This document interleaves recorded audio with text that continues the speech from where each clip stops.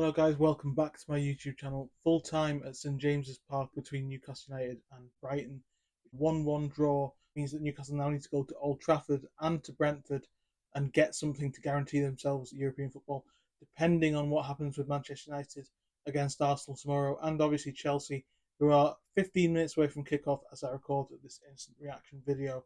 Newcastle were laboured. No Callum Wilson in the squad, which I know got quite a big reaction from a lot of supporters who are frustrated with his injury record.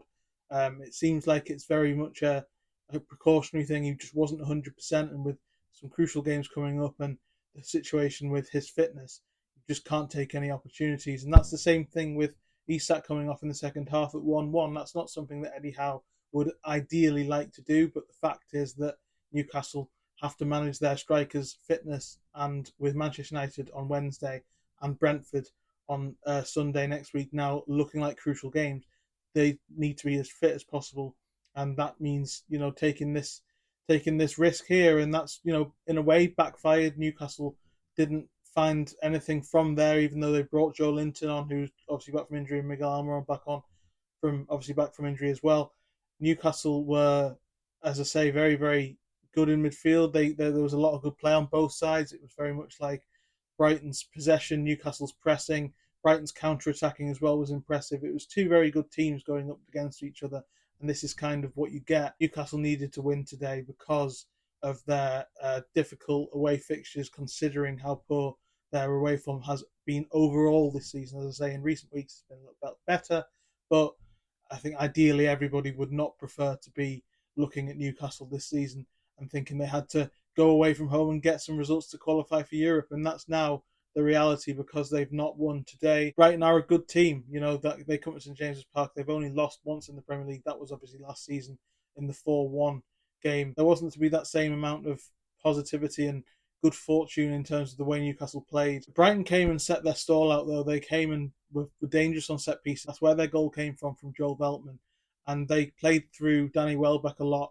which is something they do when João Pedro isn't there and Evan Ferguson isn't there. I've seen Brighton play a few times in the flesh, and this season, as I say, I've seen them twice at Sheffield United. Break through them really well out wide, and they tried to do that. They isolated Tino Livramento on the right and got a lot of joy out of that.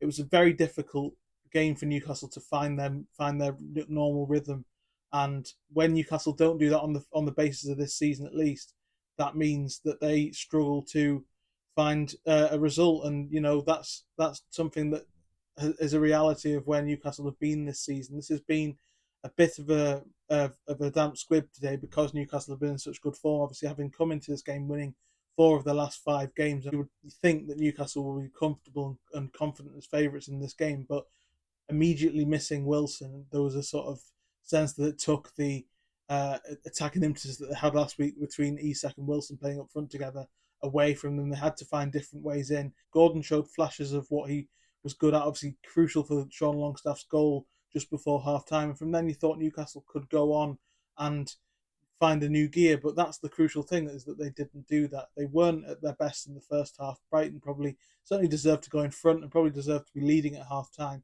but Newcastle getting their foothold back in should have been a springboard, and it just wasn't. And that's been kind of a similar sort of thing that we've seen in games when they've been lethargic early on in the game.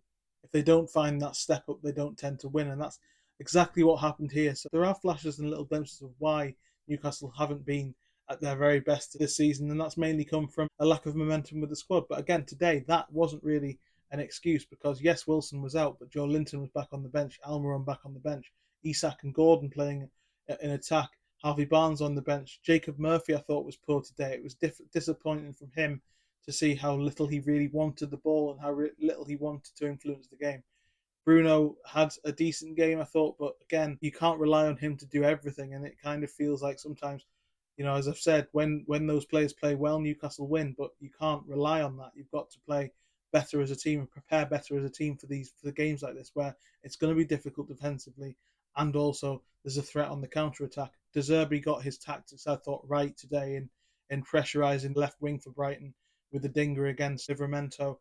Trippier came back and played in the last couple of minutes. It's great to see him back from injuries, a name I didn't mention earlier. But yeah, Newcastle just weren't at their best today. It's disappointing. And they go to Old Trafford. needing a result. Yes, Manchester United have had a difficult run of late, but Newcastle have only won once since 1972 in the league there. So you can't say that it's a game that Newcastle can expect to win. That's just not how this works. But they need to go there and impose themselves like they did in the cup game where they won 3-0 earlier in the season, because that's now the threat that Chelsea pose. Obviously, that you would expect them to go to a Nottingham Forest team that now pretty much know that they're safe tonight and win. Obviously, you watching this, you're likely to know the score and the result. At the moment, I don't. It feels like Newcastle have missed a real opportunity here. And I've been here quite a lot this season and talked about missed opportunities. And yes, last week I was talking about how we were wrong about the season, and there is a way to reflect on the season, that the difficulty that Newcastle have faced in terms of the way that they've played, and the way that they've not been able to get up to their normal levels of intensity because of injury and fatigue and all these things. And there's just general lack of momentum. It has felt like a sort of stop-start season in terms of momentum. And this is another example of that. But the difference today is that it wasn't about squad depth. It wasn't about injuries. It was about just not quite finding the right level of intensity, of finding a way through a very good Brighton side who turned up and did a job on Newcastle a little bit as well. So yeah, very, very frustrating game. Now it means Newcastle are under a little bit of pressure, but not the end of the world as well. They can definitely go to Old Trafford and get a result. They're definitely good enough to do that. And they can definitely go to the GTEC Community Stadium as well and get a result there. But yeah, very frustrating game. I think I'll be at Old Trafford, just waiting for my accreditation to be cleared. So I'll give you a reaction from there. It's a much bigger week for Newcastle than it possibly could have been. If they'd won today, they'd have been in the driving seat for Europe. They're still not, obviously, it's not a disaster. They're still very much in the conversation for a European place. But now having to go away to Manchester United, who obviously also need a result for their own gain as well, and Brentford on the final day, there's a little bit more pressure because they just couldn't quite find the way forward today. And yeah, that's just, I think everyone expected something different because of the way that Newcastle have dismantled Burnley and Sheffield United in the last two games. It was always going to be more difficult, but they did that to Spurs. They've found their mojo back at St James's Park, particularly in recent weeks, and it was a sense, and there was a sense that that was going to happen again today. It hasn't, and now there's that little bit extra pressure going into this week. We'll see how it goes. Thank you very much for joining me. Please like, share, and subscribe if you're new. Plenty of new subscribers over the last few weeks. I really appreciate the fresh support. Please do continue with that. I'll see you next time.